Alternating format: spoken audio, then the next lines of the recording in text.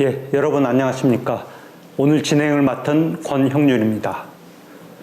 소음과 빛 방송에서 제작하는 조곤조곤TV 광복 80주년을 맞아서 지난 8월 15일에 첫 방송을 시작을 했습니다. 그동안 한국 사회 민주화와 인권, 또 통일을 위해서 힘써오신 원로 성직자 5분께서 한국 사회와 한국 교회를 걱정해서 또 사랑해서 이 방송을 시작을 했습니다. 오늘은 내란과 기독교를 주제로 두 분을 모시고 이야기를 나눠보도록 하겠습니다. 12.3 계엄 이후에 한국교회가 과연 어떤 행보를 보여왔는지 함께 돌아보고 우리가 과제를 살펴보는 시간이 되겠습니다. 먼저 기독교 민주화 운동의 상징적 원로시죠. 김상근 목사님 모셨습니다. 네, 예, 목사님 반갑습니다. 안녕하세요. 예. 그리고 저랑 같은 CBS 출신이신데 변상욱 대기자 모셨습니다. 네, 안녕하십니까. 잘 지내셨습니다. 네. 예, 두 분 반갑습니다. 반갑습니다. 예, 이제 좀 전에 말씀드린 대로 내란과 기독교라고 하는 주제로 이제 살펴볼 텐데요. 먼저 12.3 계엄 직후의 이제 모습에 대해서 한번 다시 기억을 돌아보는 시간을 갖도록 하겠습니다. 윤석열 당시 대통령이 정말 너무나 황당한 이유로 비상계엄을 선포하지 않았습니까? 그 국민 모두가 정말 경악을 했는데 목사님께서는 이 계엄 선포 소식 듣고 어떠셨습니까? 그 당시에 저는 이 광화문 집회라든지 나가서 처음에는 사퇴 요구를 하다가 나중에는 이제 퇴진까지 갔지 않습니까? 네. 또 급기야는 탄핵하자라는 데까지 갔어요. 또 민주당이 계속해서 특검법을 내고, 그러니까 이제 윤석열 입장에서 보면 막 몰린단 말이에요. 또 민생은 한없이 바닥으로 추락을 하죠. 이렇게 되면 윤석열 입장에서는 어떤 카드를 내밀까? 그런 생각 했었어요. 나한테는 여러 가지 경험이 있으니까 윤석열은 길이 없다. 쿠데타, 친위 쿠데타 밖에는 길이 없을 것 같다. 이런 얘기를 예언자처럼 미리 했어요. 예. 이 경륜에서 나오는 경험으로 그런 생각을 하셨군요. 예. 미리 했어요. 그냥 궁지에 몰리면 전에 독재자들이 다 그랬거든. 그러니까 이제 그런데 이게 쿠데타, 친위 쿠데타 할지도 모르겠다 하는 얘기를 내가 우리 친구들한테 자주 하는 거야. 예. 깜짝도 놀래요. 이게 뭔 일이야. 지금 2025년 대한민국에서 설마 무슨 쿠데타냐. 그 말도 안 돼. 이런 친구들의 반응이 있었죠. 근데 윤석열을 보면 진짜 정치 문외한이에요. 길을 찾을 수 있는 능력이 없어요. 또 이 정치 수준이라는 게 유치원 수준이야. 자기가 풀어나갈 능력이 없어요. 그러면 선택지가 없잖아. 그런데 마침 국회에서 이런저런 계엄 경고가 나온단 말이에요. 야, 이게 정말 터질래나? 그러더니 터졌어요.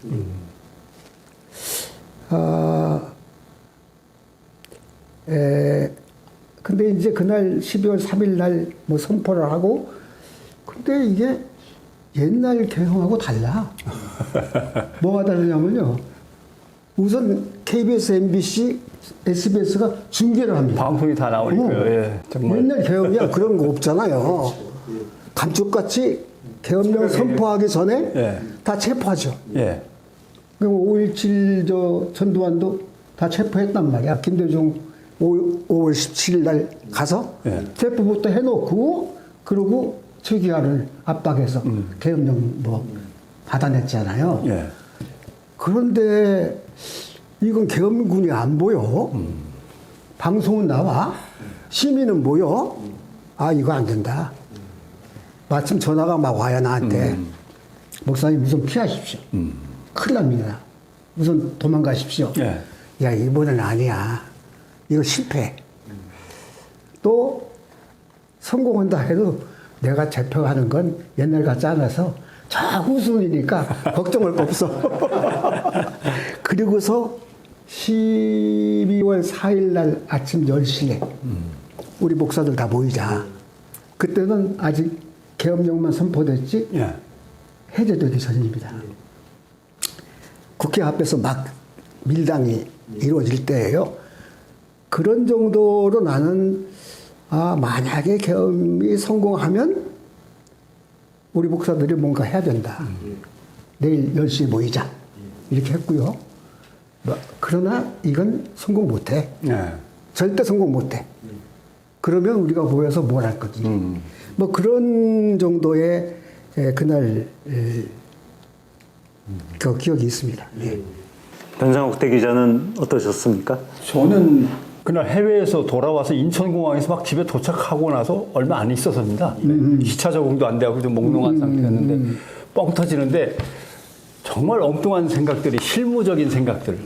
가만히 있어봐. 그럼 계엄군한테 뉴스를 내보내기 전에 가서 결제를 받아야 되는데 옛날처럼 시청으로 이렇게 들고 가서 빨간 도장을 받고 뭐 파란 도장을 받아야 되나? 온라인 결제인가? 궁금하지 않으세요? 어떻게 처리해야 되는 건지? 아직도 기자고만 아직도 기자. 갑자기 이게 온라인 결제 그걸 온라인 망을 갖다 다 구축을 해놨나? 언론사하고 서울시청이든 어디에든 계엄 검열단이 이제 들어가 앉을 테니까 그 친구들한테 그 온라인으로 다 연결이 돼 있나? 아닌가? 그리고 그 다음 생각은 그러면 사무실 또 뭐 기관원 출입금지 여기 써붙인 당사자가 계시지만 기관원 출입금지 뭐 이런 것도 써붙여야 되나? 저도 아침부터 저녁까지는 아니지만 형사들이 수시로 들어와서 그 정치부장, 사회부장 옆에 앉아가지고 뉴스 넘겨보면서 이건 안 되는데 뭐 이러고 맨날 그럴 때거든요. 그럼 또 그때처럼 또 기관원 출입금지 써붙이고 또 옛날엔 고이범 선배가 맨날 앞서가면 난 뒤따라가기만 했는데 이제는 또 내가 또 앞장서야 되나? 가만히 생각하니까 정년퇴직을 한 거예요. 내가 정년퇴직을 했구나. 그러면 재야 인사잖아요. 근데 마음이 편해지더라고요. 왜냐하면 재야 인사는 내가 꼬라비거든. 내가 뒤에서 따라가기만 하면 돼. 이제 앞에서 뭐 어른들이 또 계시니까. 그래서 이제 이렇게 되면 좀 마음이 편하다라고 했는데 비슷한 생각을 잠깐은 했습니다. 가평쯤에 들어가 있을까, 홍천쯤에 들어가 있을까. 뭐 약간 후순이긴 하지만 그래도 오긴 올 텐데 대개는 꼭 가둬야 될 사람도 있지만 일단 잡아가지고 엮는데 필요한 몇 가지 진술도 좀 받아놓고 이렇게 계보도 만들고 할 때도 필요한 사람들이 있잖아요. 그러니까 없으면은 안 당하는 건데 있으면 당한다고. 그러니까 이제 어디쯤 가 있어야겠다라는 생각 정도는 했었는데 그러다 보니까. 묘한 것은 맨 처음에 윤석열이 잠깐 기특했습니다. 저 인간이 술만 처먹는 줄 알았더니 뭐 엉뚱한 생각도 하고 머리가 아무것도 들은 게 없는 줄 알았는데 그래도 머리를 돌리긴 돌리는구나 라는 생각을 했고 무덤 팔줄도 하는구나. 예, 무덤 팔줄도 알고 이런 생각도 했고 그 다음에는 한동훈 당시 여당 대표가 안 되죠라고 하면서 국회의사당으로 들어가는 모습을 보고 야당이 다수인데 여당 대표가 저러면 저건 뭐 도리 없겠다라는 생각을 했죠. 뭐 그렇게 지나갔던 것 같습니다. 사실은 그때 옛날에요. 우리가 집회를 하든지 뭐 시위를 하든지 하면 제발 좀 언론이 한 줄이라도 써줬으면 한 줄이라도 CBS가 한마디라도 해줬으면 이런 거였거든요. 만약에 그런 일이 있던 적이 있었어요. 그러면 확 달라집니다. 그런데 이번에는 방송 3사가 중계를 하고 있잖아. 유튜브도 다 중계를 하고 있었고. 그러니 뭐 전국에 다 알려지니까 이건 파도 제대로 묻은 판 거예요. 어쨌건 그 깨어있는 시민들 또 국회의 아주 적극적인 대응 덕분에 계엄령이 신속히 해제가 됐죠. 근데 교회로만 국한해서 보면 좀 일반 국민들 정서와 다른 반응들이 교회 안에서 좀 많이 나와가지고 이건 뭔가 좀 이런 좀 아쉬운 모습들을 보여줬는데 그 변상욱 대기자께서는 어떻게 보셨습니까? 일단 제일 중요했던 것은 계엄 자체를 옹호하는 발언이 교회에서 나왔다는 게 제일 깜짝 놀랄 만한 일이었습니다. 첫째가 계몽령. 이걸로 국민들이 계도가 됐고 국민들이 야당의 예를 들면 계속되는 법안의 통과라든가 이런 것들을 통한 뭐 입법 독재라고 이제 새로운 말을 만들어냈습니다만은 그런 거를 교회가 주장하며 나서서 계엄을 옹호했다는 게 이제 제일 타격이 됐고 그 다음에 이것을 구국적인 결단론이다. 좌파들한테 장악당하는 나라를 구하기 위해서라고 하는 색깔론이 다시 등장한 것도 타격이 컸고요.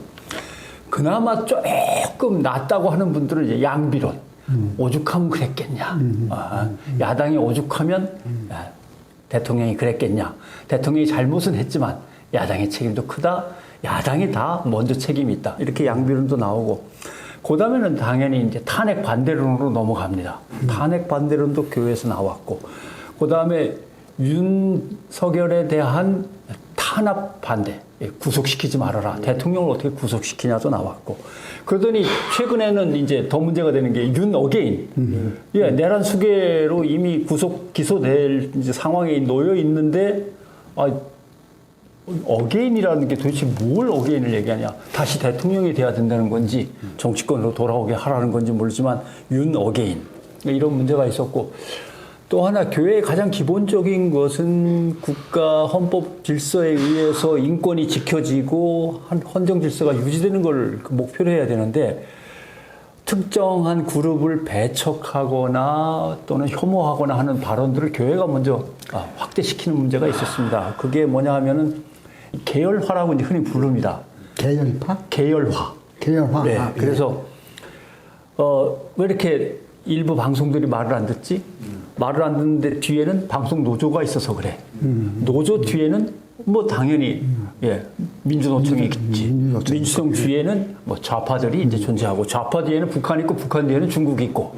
예. 그리고 또 하나 사회적 소수자 자기네가 억압받았다고 주장하는 성소수자들이라든가 뭐 이주 노동자들이라든가 뭐 여성운동가들이라든가 이것들도 다 마찬가지로 진보 좌파 좌빨들이야. 그래서 쭉 계열화를 시킨 다음에 그 중에 아무거나 걸리면 다 걸리는 거죠. 그러니까 새로 생긴 유행어가 지지난해 말부터 생긴 겁니다만 종북 게이라는 말이 생겼습니다. 게이. 예, 종북 좌파는 게이를 지지하는 거고 게이들은 다 종북 좌파. 계열화되어 있기 때문에 7, 8가지 중에 아무거나 걸리면 예, 다 걸리는 걸로 되는 겁니다. 한 카르텔로 묶이는 거죠. 그 다음에 이제 제일 심각했던 게 부정선거론을 교회에서 계속 확대 재생산시킨 것도 큰 책임을 물어야 될 상황이죠. 예. 그 여러 목회자들이 계엄을 옹호하는 발언을 하기도 그렇게 하고 그랬는데요. 목사님, 이런 계엄 발언을 들으시면서 상당히 마음이 착잡하셨을 것 같은데. 그렇죠. 아까 우리 변대 기자가 말씀하셨습니다만은 국민 일반적 정서하고는 영 동떨어진 네. 그런 뭐 발언도 하고 설교도 하고 네. 이것은 그날 12.3 계엄 그 당장에 새긴 건 아닌지요. 뭐 정광훈 입에 올리기도 뭐 한데 이 뭐 하나님 까불면 나한테 죽고 예. 하나님 꼼짝마 하나님 까불면 나한테 죽어 믿을 놈은요 나의 독생자 X밖에 없어. 자신을 스스로 이렇게 불렀습니다. 나는 이미 메시아의 나라의 왕입니다. 왕. 결국 한기총 2단 대책위원회는 2년 전까지 한기총의 회장이던 전광훈 목사가 2단이고 제명해야 한다고 만장일치로 의견을 모았습니다. 이게 목사야. 이게 목사일 수 없어요. 적어도 목사 그러면 무슨 도인 같은 그런 영성을 얘기하는 건 아니지만 그 목사로서 갖추어야 할 그런 어떤 영성 같은 게 있어야 되는 거거든. 그래야 그게 목사죠. 근데 그런 말을 뱉는 사람 이게 목사일 수 없다. 그들 입에서 또 지금 말씀하신 그런 개헌 지지, 예. 어게인 뭐 이런 것이 나온다는 말씀이죠. 난 손현보 목사라는 분이 했다는 말, 그 개헌 이후에 국가 수장이 탄핵 이후에 국가 수장이 없어졌다. 이건 나라 망한다. 경제 어떻게 될까? 뭐 무역은 어떻게 될까? 뭐는 어떻게 될까? 어떻게 될까 하는 거 보니까 다 돈이야. 소연보 목사 입에서 나오는 게 다 돈이에요. 이 내란 탄핵 직후에 손원보 목사가 걱정하는 건 야, 나라 돈 이거 어떻게 돼? 그거였어요. 이게 결국은 뭐 물가 환율 치솟는다, 중소기업 망한다, 외국 기업 나간다. 예. 이게 다 돈 세고 있는 거거든. 교회가 이 모양이란 말이에요. 그러니까 정말 한국교회 큰일 났다. 예. 또 그런 교회 치고 또 교회가 커. 영향력이 막강해요. 자, 이거 그냥 있을 수 없지 않나? 그렇지 않아도 마음속에 야, 우리 노인네들이 이렇게 죽으면 하나님 앞에 못 가. 갔다가는 아래로 곤두박질해. 어떡하나? 그러고 있던 차인데 마침 그런 교회답지 않은 이렇게 자극이 되는 바람에 야, 우리라도 나서자. 옳고 그른 거 우리라도 말하자. 정광훈 목사 아니야. 그 말 듣지 마. 하는 얘기를 우리라도 해야 될 거 아닌가.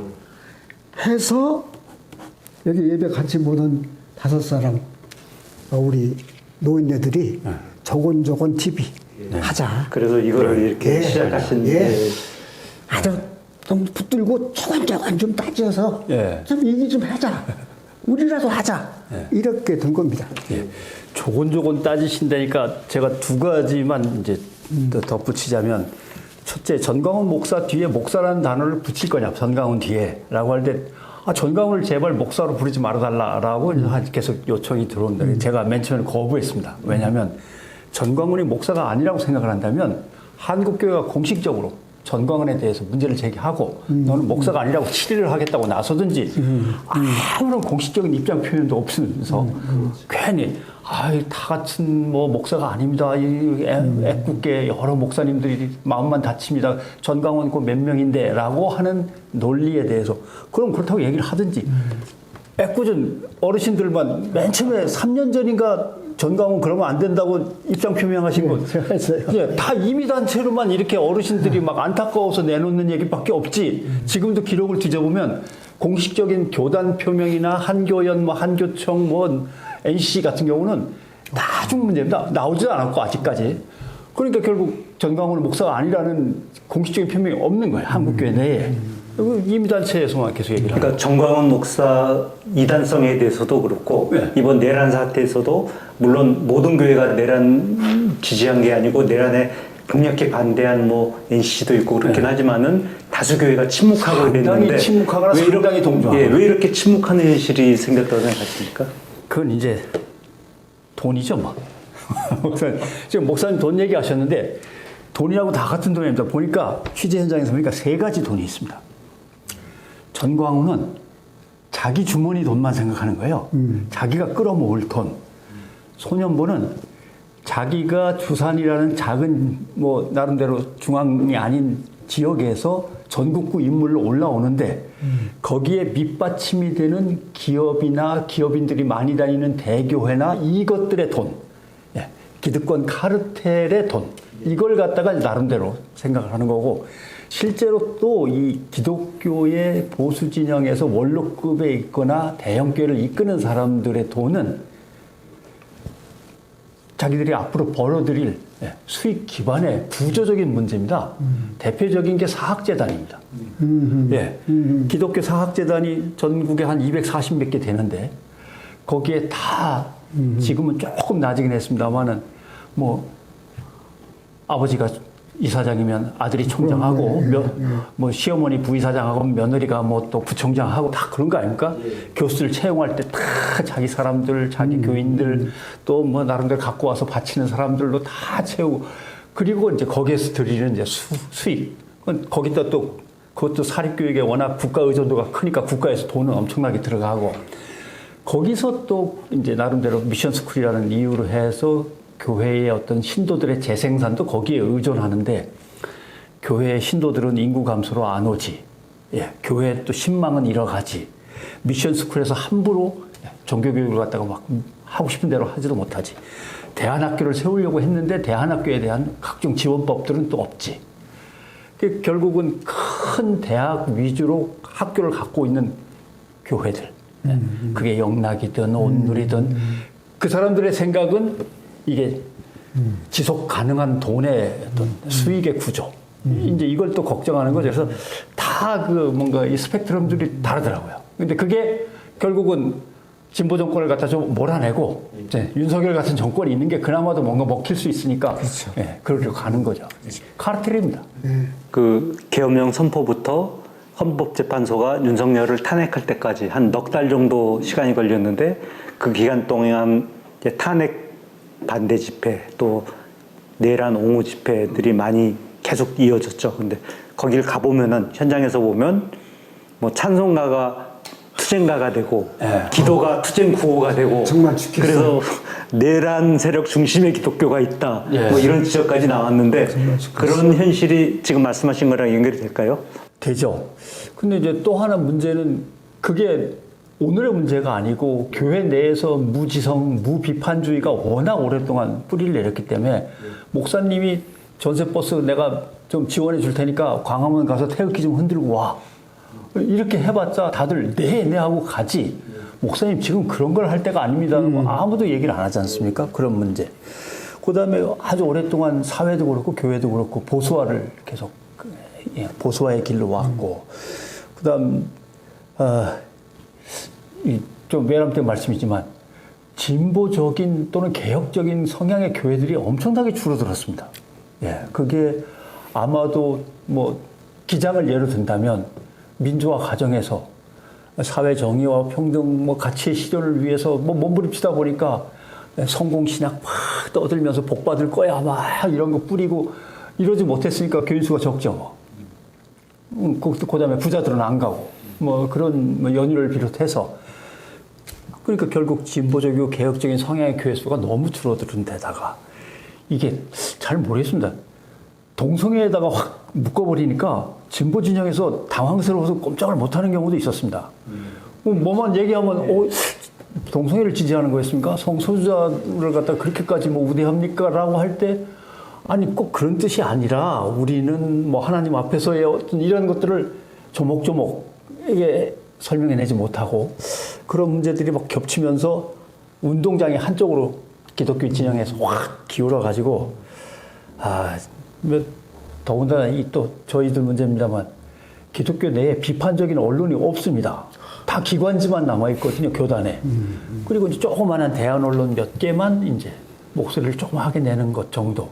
그러니까 내부에서 비판도 견제도 균형도 안 잡히니까 한국교회가 이렇게 되는 거죠. 목사님, 그 상당히 시간 차이가 있긴 합니다만은 6월 항쟁, 87년 6월 항쟁 당시를 돌이켜보면 그 당시는 민주화 시위의 중심에 교회가 있었는데 지금은 이제 독재를 옹호하는 시위 집회 중심에 이제 교회가 있는 그런 이제 안타까운 현실이 됐는데 왜 이렇게 됐다고 생각하시나요? 사실 이제 우리 개신교 역사를 보면 한국교회 역사를 보면 한 140년 된 건데요. 이 140년 전 한국교회는 대단히 진보적이었죠. 예.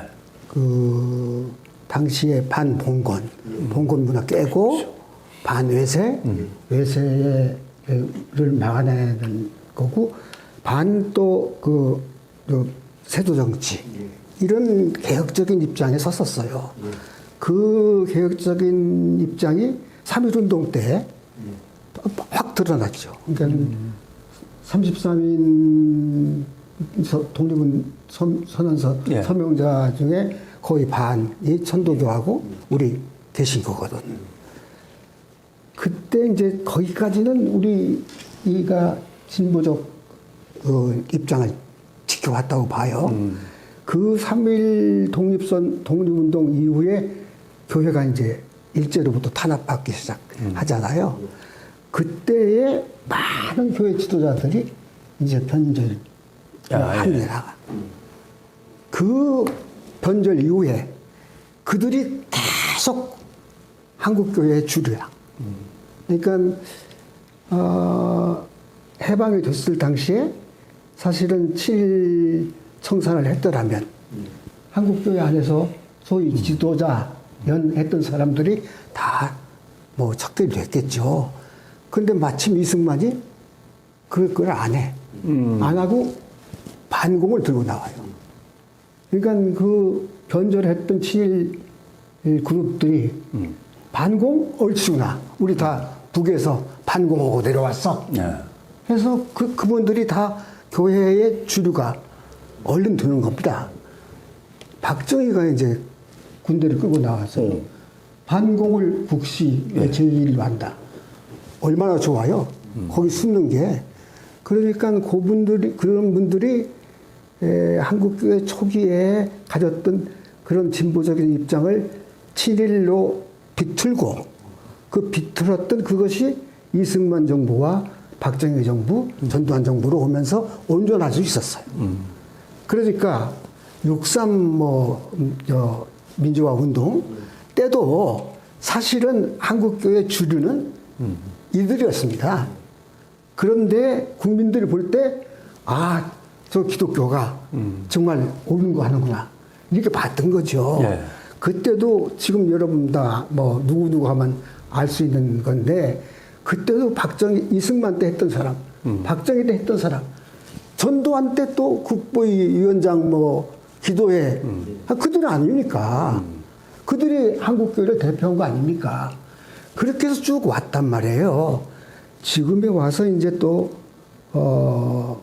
이 윤이, 도대체 제가 이해할 수 없는 게 손바닥에 후보 때 왕자를 쓰고 나왔어.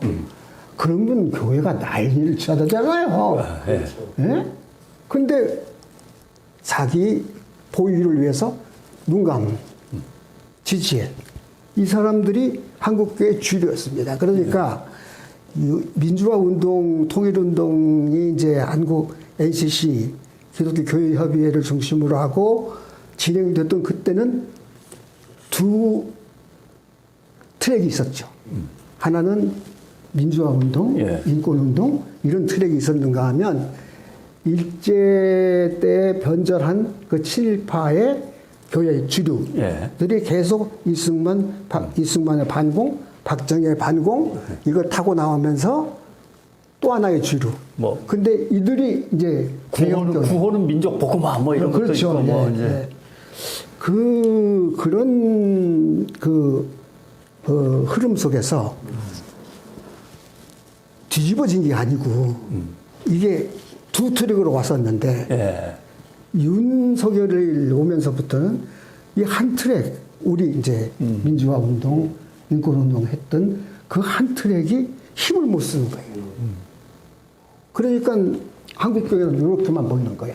네. 다 그런 놈들이다 근데 이제 이렇게. 그 지점에서 이제 국민들이 잘 이해가 안 가는 것이 윤석열 하면은 그렇게 무속과 가깝고 또 신천지나 통일교 같은 이단 사이비 세력하고도 밀착이 돼 있는데 왜 특히 신앙을 강조하는 보수 기독교가 그런 윤석열 세력하고 밀착돼 가지고 윤석열을 지지하고 옹호하는지 잘 이해를 못하겠다. 이게 국민들 반응이거든요. 그러니까 통일교회, 신천지가 등장하고 무속까지 등장했는데 그게 윤석열하고 결탁이 돼서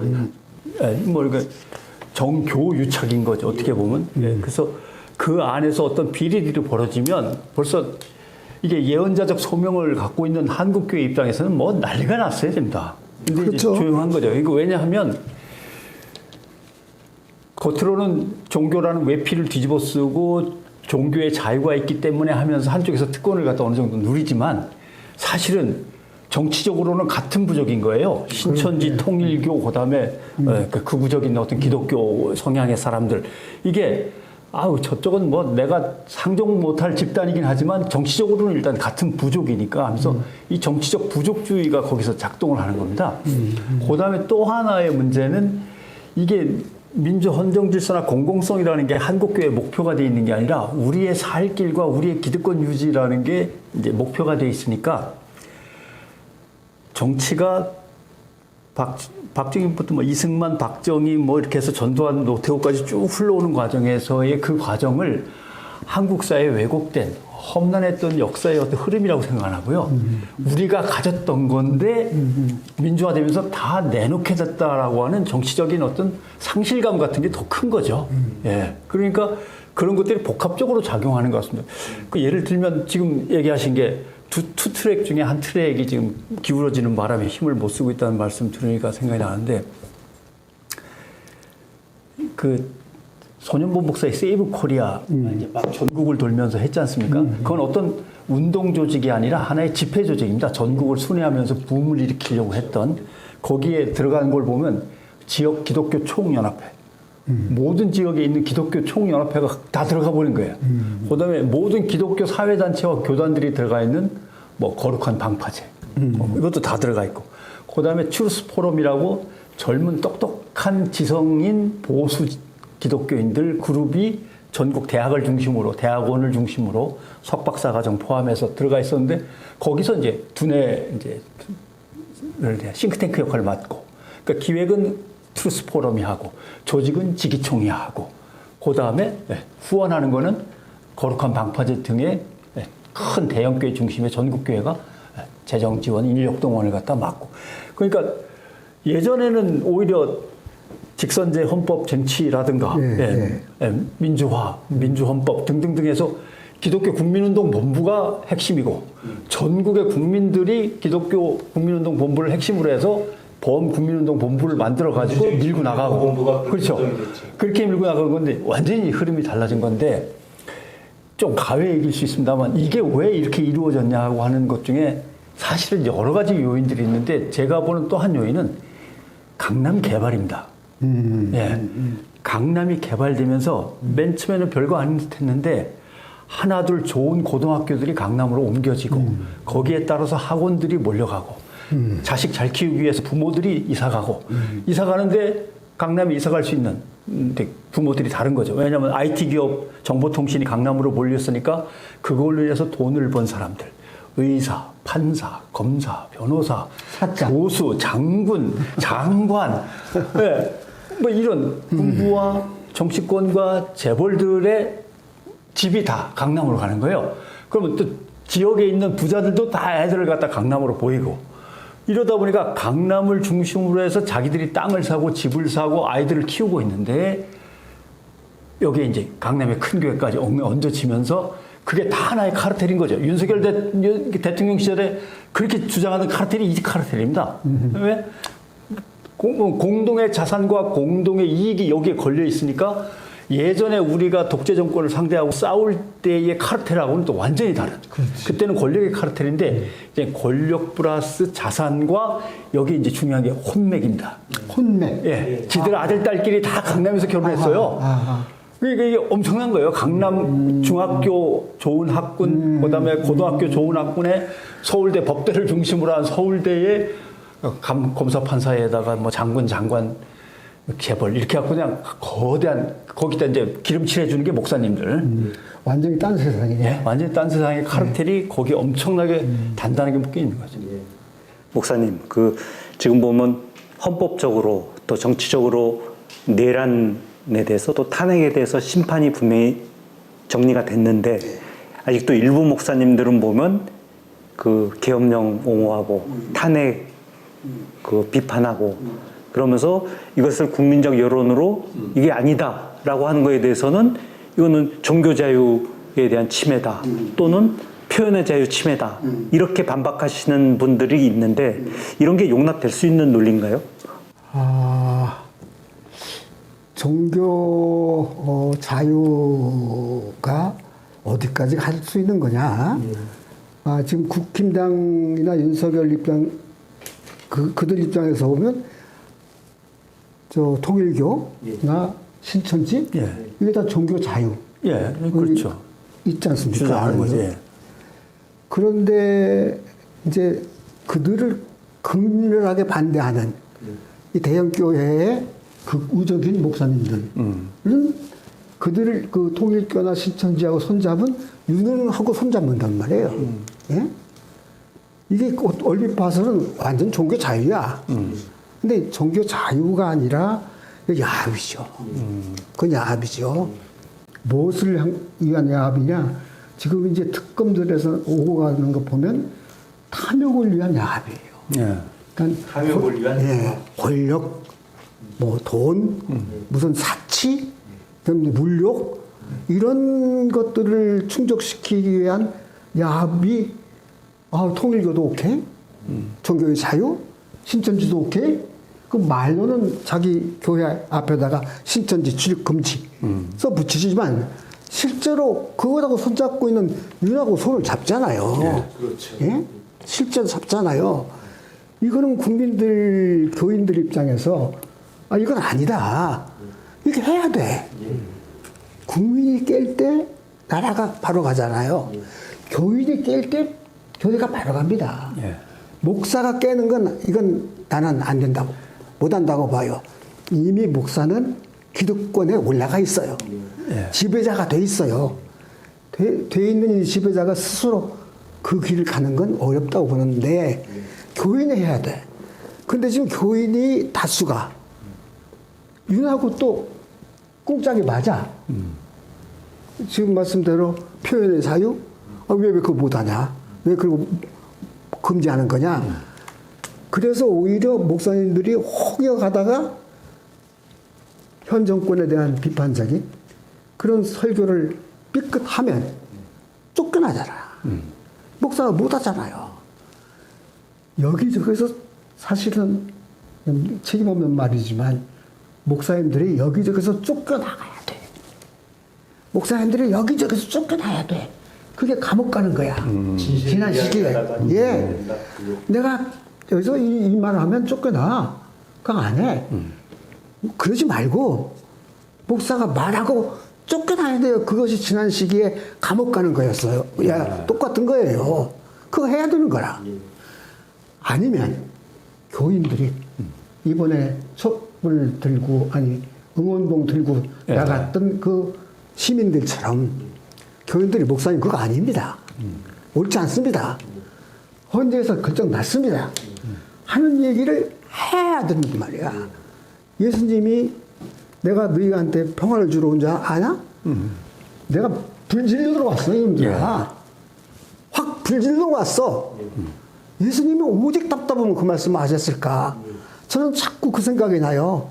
표현의 자유, 종교의 자유, 그따위 얘기가 옳지 않다는 거를 감옥을 불사하고 말하는 목사가 나와야 된다. 예? 그래서 쫓겨난다? 그래서 감옥들 갔다고요.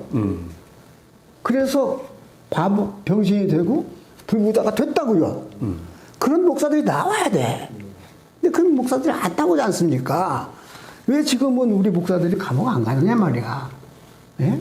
또 그때는 교인들 중에도 그런 교인들이 응원하는 교인들이 있었죠. 네. 지금 요새 뭐 대한민국 주권 중심의 뭐라고 하지 않습니까? 교인 중심이 돼야 돼요. 네. 깬 교인 중심.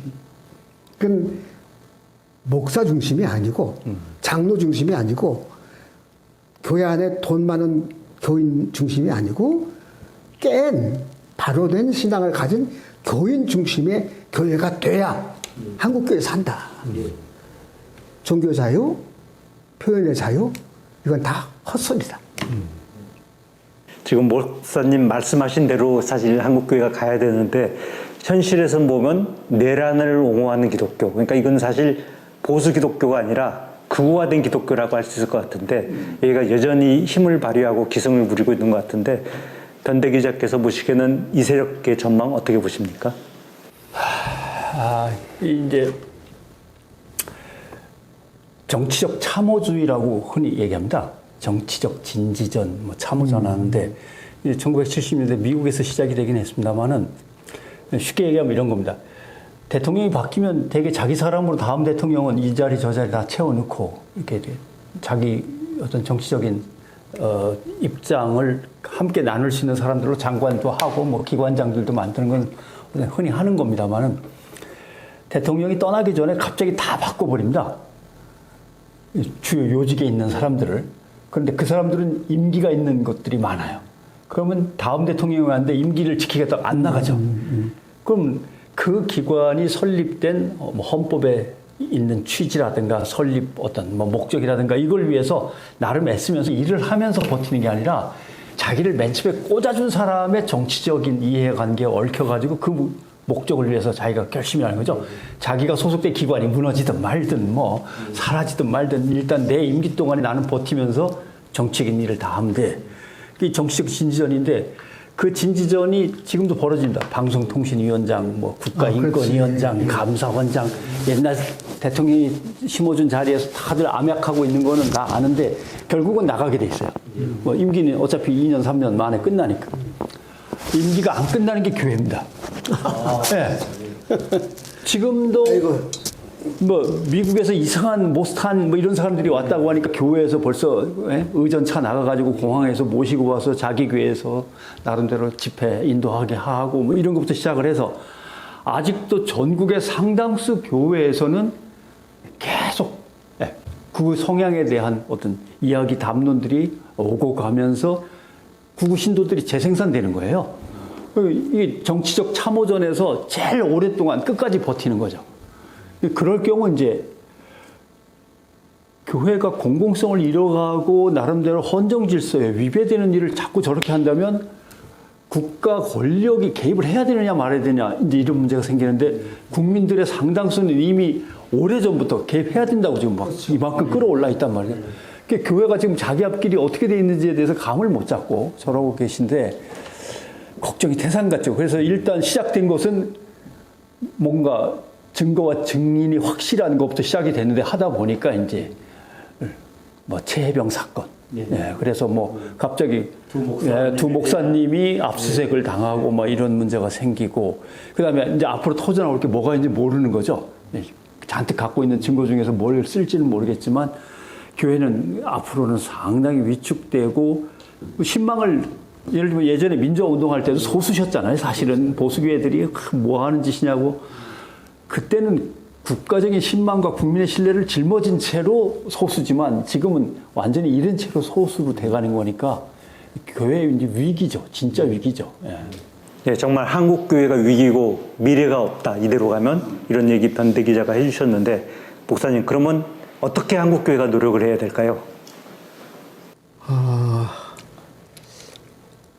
하나의 초점을 말하자면 신학교입니다. 신학생.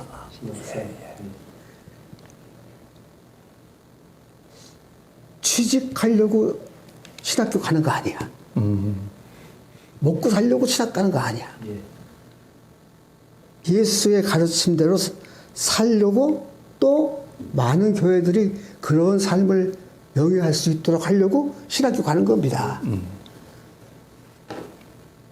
나는 이제 뭐 기장이니까 우리 한신대학교의 신학과 신학대학원 그 신학생들이 왜 지금은 윤석열 반대 집회를 왜 안 하나? 해야지. 예? 집회해야지. 안 해요. 그런 감각이 없으면 다음 교회를 이끌어갈 자격이 없다는 거예요. 그런 감각이 있어야죠. 그들이 한국교회의 미래예요. 근데 이게 도대체 무슨 딴 짓들이나 하고 뭐 이상한 짓들이나 하고 이건 좀 뭐 가슴이 터져 죽을 지경이야. 저는 이걸 조곤조곤 TV를 하면서 이걸 한신대학교 신학대학원 학생들이 볼까? 아니 소식을 몰라서 못 본다. 알려주면 볼까? 보고 충동을 받을까? 충동 받아야지. 당연히. 그래야 우리 교회의 미래가 있습니다. 그래야. 지금 우리 기장은요, 신학교 가면요, 전액 장학금 다 줍니다. 돈 다 줘요. 뭐 때문에 다 주냐, 왜? 아니, 썩어 빠진 거 수정하는데, 뭐 때문에 돈을 줘? 적어도 감옥도 가고, 불사하고, 예수의 정신대로 살겠다 하고 일을 가는 놈이 있으면 다 데려라. 그래야 한국교회 미래가 있다. 교인들한테 얘기하기 전에 우리들 먼저 깨자. 그런 정말 간절한 부탁을 하고 싶습니다. 네. 변상우태 기자도 좀 조언을 해주시죠. 저는 좀 제발 가만히라도 좀 있었으면 하는 바람은 있습니다. 왜냐하면 자숙 기간을 좀 갖든지. 근데 사실은 참회 선언문이 먼저 나오면 좋겠는데 참회 선언문을 또 목사님이 쓰신단 말이죠. 그럴 거 아닙니까? 참여하고 싶은 사람, 그러니까 참여하시고 그러면 당연히 뭐 마음 아파하시는 분들이 또 쓰지. 실제로 써야 될 사람들은 안 쓰니까 이제 거기서 문제가 있는데 참여 선언문은 이제 포기하고 물론 계속 촉구는 하겠습니다만 가만히만 있었으면 하는 생각은 왜 드냐면 이게 시대 정신에 있어서 한국 교회가 맨날 헛다리예요. 신사참배했죠. 예. 그다음에 박정희부터 시작해서 전두환 신군부 거기다가 뭐 하다못해 뭐 박근혜 이명박 때도 마찬가지입니다만은 계속 엉뚱한 정권을 갖다가 지지하면서 유착했다가 맨 처음에는 그럭저럭 잘 나가는 것 같지만 나중에 보면 또 지탄받고 완전히 역사의 한 페이지로 뚜렷하게 남아 있으니까 그런 문제가 있죠. 그다음에 또 탄핵에서는 또 극우 쪽으로 가서 붙었죠. 냉전 이데올로기는 스스로 또 부활시켰죠. 거기다가 예를 들면 요새 같으면 또 헛다리가 뭐냐 하면 이스라엘이 팔레스타인을 학살하는데 또 갑자기 이스라엘 깃발을 들면서 이게 아이고. 근데 젊은 세대의 지금 감수성은 인권 감수성이 엄청나게 높거든요. 그래서 학살당하는 가자지구 같은 것들에 대한 애들의 관심이 엄청나게 높고 예민하게 반응하는데 글쎄 초년덕스럽게 친이스라엘 친미 하면서 성적이 흔들고 난리가 났단 말이죠. 그러니까 날마다 헛다리 짚는 이 상황에서 도대체 이것을 갖다가 헌정 질서 속에서의 어떤 공공의 역할을 하고 있는 교회로 어떻게 인정을 누가 해줄 것이냐고 할 때 신학교육 말씀하신 거 심각하고 교회가 만약에 그렇게 안 가르친다면 어디에서 크리스찬들을 가르칠 건가 할 때 난감합니다만은 교회와 사회를 잇는 중간 그룹들이 좀 커져야 되지 않을까 이런 생각들을 하는 거죠. 예를 들면 신학교육 기관이라든가 YMC, YWC를 지금 얘기하기는 좀 뭐합니다만 그 비슷한 이런 기윤실이라든가 이런 단체들 또는 이런 조곤조곤 TV를 비롯한 기독교 매체들 뭔가 그 중간 교량 역할을 해줄 수 있는 단체들이 커져야 되겠고 그걸 알아봐주고 그걸 계속 밀어주고 지원해주고 하는 것이 기독교인들의 깨어있는 모습일 거고 요것들이 선순환은 돼야 되겠다. 이걸 어떻게 만들 거냐. 당연히 이제 NCC 같은 데가 해야 되는데 NCC도 요새는 워낙 힘에 붙이니까 고민만 이제 커지고 있는 상황인 거죠. 오늘 내란과 기독교라는 주제로 이야기를 나눴는데요. 두 말씀을 들으면서 제가 요약되는 단어가 두 가지가 떠오릅니다. 하나는 참회, 하나는 각성. 그래서 우리 한국교회 기독교인들이 잘못한 부분에 대해서 좀 참회하고 그 다음에 이제 깨어서 각성해서 일어나서 예언자의 목소리를 낼 부분은 예언자의 목소리를 내고 이래야 되는 거 아니냐. 두 분이 오늘 해주신 말씀을 제가 들으면서 그 두 단어가 제가 가슴에 와닿고 이 방송을 시청하시는 여러분께서도 아마 그 두 단어를 기억하셨으면 좋겠다라고 하는 생각을 합니다. 오늘 귀한 말씀 해주신 두 분 감사합니다. 네, 고맙습니다. 예, 그리고 함께 해주신 여러분도 고맙습니다.